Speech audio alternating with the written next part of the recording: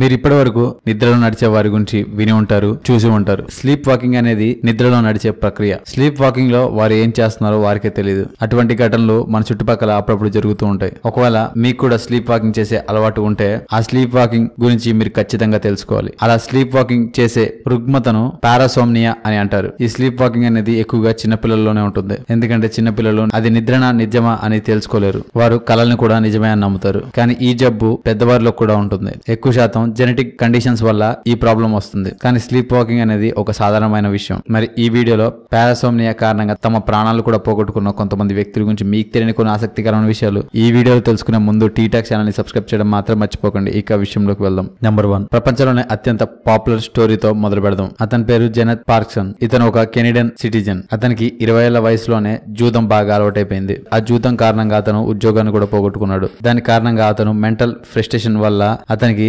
Insomnia రోగం వచ్చింది. అంటే నిద్రలేని జబ్బు వచ్చేసింది. ఎంత ట్రై చేసినా నిద్ర పట్టేది కాదు. దాని కారణంగా అతను చాలా తక్కువ నిద్రపోయేవాడు. ఒకరోజు 1987 మే 23వ తేదీన అతను నిద్రలోనే లేచాడు. అతని యొక్క కార్ ని డ్రైవ్ చేసుకుంటూ తన ఇంటి నుండి నిద్రలోనే 15 కిలోమీటర్ల దూరంలో తమ రిలేటివ్స్ ఇంటికి వెళ్ళాడు. మరియు అక్కడ ఉన్న తన రిలేటివ్స్ ని రాడ్ తో కొట్టడం మొదలు పెట్టాడు. దాని కారణంగా వారు చనిపోయారు కూడా. ఆ తర్వాత అతను డ్రైవ్ చేసుకుంటేనే పోలీస్ స్టేషన్ కి వెళ్ళాడు. జైలుకి వెళ్లి నేను కొంతమంది హత్య చేశా అని చెప్పాడు. ఆ తర్వాత కళ్ళు తిరిగి పడిపోయాడు. రెండో రోజున అతను లేచేటప్పటికి అతనికి ఏమీ గుర్తు లేదు. అసలు అతను ఎందుకు అలా చేసాడో అతనికి తెలియలేదు. కానీ కొన్ని సంవత్సరాల తర్వాత అతను ఇదంతా నిద్రలో చేశాడని తెలుసుకున్నాడు. దాని కారణంగా అతన్ని నిర్దోషిగా విడిచిపెట్టారు. Number 2, Timothy Bugeman. North Wisconsin లో ఉండే తిమోతి నిద్రలో నడిచే జబ్బును కలిగి ఉన్నాడు. నిద్రలేమి వల్ల బాధపడుతున్నాడు. దాని కారణంగా అతను నిద్రపోవడానికి స్లీపింగ్ టాబ్లెట్స్ ని ఎక్కువగా వాడేవాడు. కానీ ఈ టాబ్లెట్స్ ఎప్పుడూ సురక్షితవంతంగా ఉండవు. ఆ టాబ్లెట్లు అతని మీద ఎంతో ప్రభావాన్ని చూపించాయి. దాని కారణంగా తిమోతి నిద్రలో నడవడం అలవాటైంది.